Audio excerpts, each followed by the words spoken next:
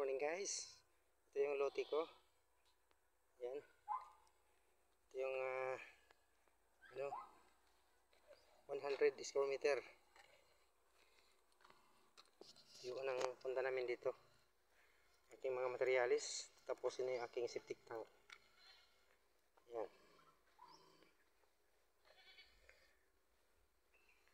Ito, 100 square meter.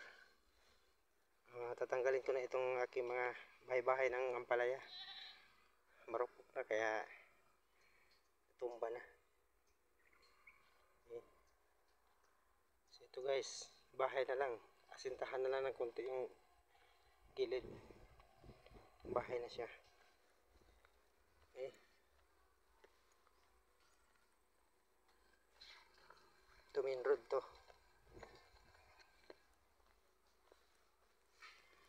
Yan. Maganda na yung daanan dito. Pasok na yung truck. Dahil unti-unti na namin tintibag. Yan.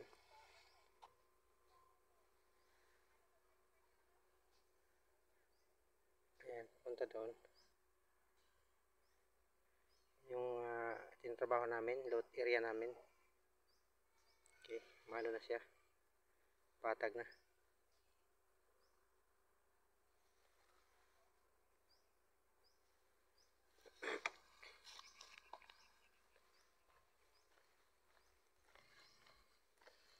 Ito yung ginawa namin kahapon, bayanihan.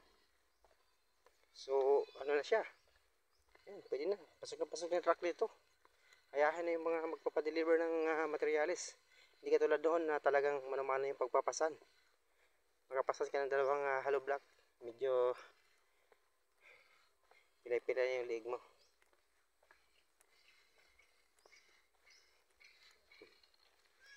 Yan, ito, malapit na. Malapit na mapuno yung dating creek.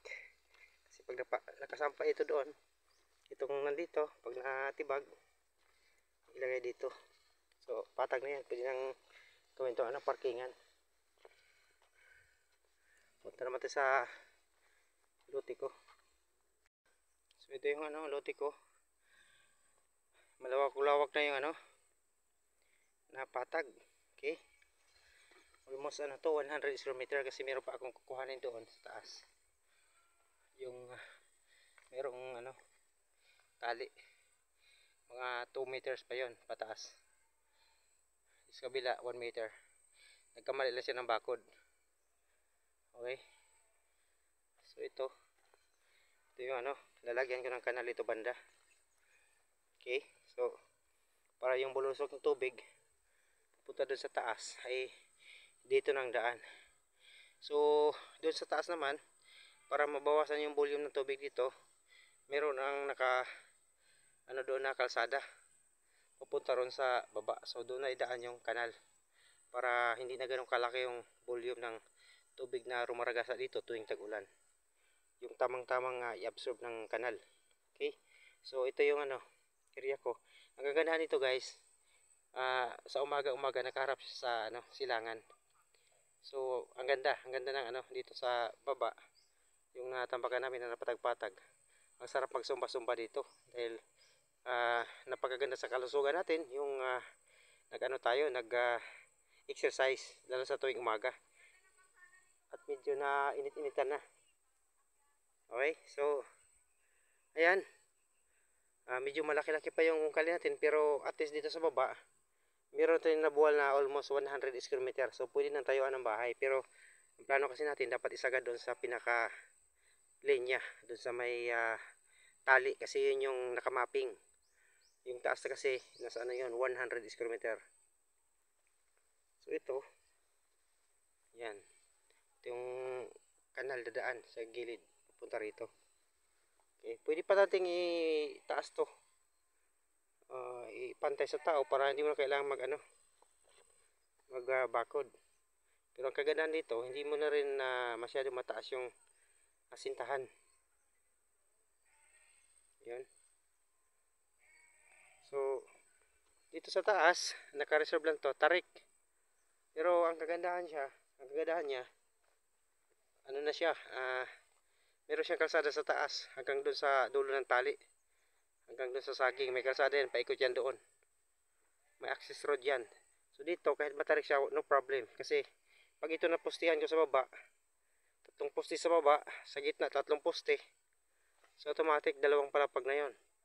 Parang hagdanan style, papunta roon sa taas. Nasa ano rin po yan, 1, 2, 3, nasa mga 200 square meter ito. Itong nasa taas. Napakalaking area din po ito pag ito natayuan ng bahay. Okay, so ang good news nito, napakalapit sa Metro Manila. 10 minutes away, nasa Marikina ka na. Okay, nasa ano ka na, boundary ng Marikina. 20 minutes, 15 to 20 minutes, nasa ano ka na, Quezon City sa may Batasan. Pagtawid ng tulay mula sa SM City, San Mateo. Okay, so napakalapit lang ito. Pag nandun ka sa taas overlooking, kita mo na yung Ortigas buildings, mga establishment, mga high tower na building. Kaya ang ganda dito, yung environment, nagustuhan ko talaga kasi pagka nasa syudad tayo, medyo stress ang environment. Una, siksikan yung mga kabahayan, halos wala ka na makitang kahoy. Kung meron man, karamihan, mga malalaki, bihira na lang. So dito, kagandahan, yan, may mga damo-damo pa, makikita, malawak-lawak pa.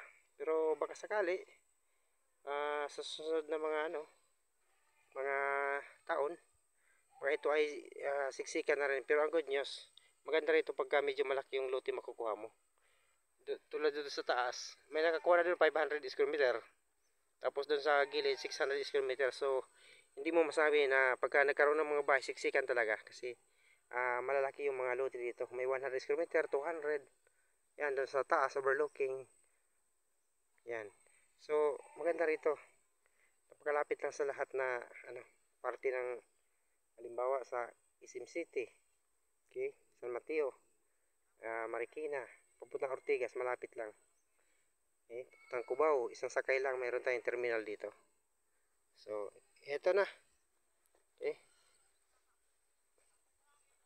Ito na, ano natin to, sit upan. Itong nasa gitnang lupa, hindi ko muna siya itinatapon kasi nakita ko medyo siya, potential para sa gardening. Medyo mataba yung niya kasi ito ay baba. Nung binungkan ko, maganda pala yung lupa niya. Maitim-itim, kaya maganda ito sa pananim. Yun yung ihilira ko dito sa harapan. Okay? Para maganda pagtanim-taniman. Karamihan naman gustong magtanim-tanim. Kaya dapat malaki ang lote. Tulad nito. Okay? Nasa taas. Tulad niya sa taas. Ayan. So, ito na po muna tayo. Okay? Update lang po tayo sa mga kilala natin na gustong kumuha dito. Sa mga OFW na gusto magkaroon ng lote sa Metro Manila. Ang hirap magkaroon ng lote sa Metro Manila dahil napakamahal. Pero ito, mababa lang dahil ito ay award ng DNR, Department of Environment. So, meron tayong association, approve siya ng DSOD. Ang good news, nag-number 1 siya sa buong San Mateo, yung ating association. Very potential dito. Naka-mapping na rin po sa munisipyo. Naka-plano na rin po sa city engineering yung kalsada para sisimintuhan. Kaya ang inuuna namin yung tawag dito, yung pagbubungkal ng kalsada. Okay? So ito lang po muna tayo. Maraming salamat po.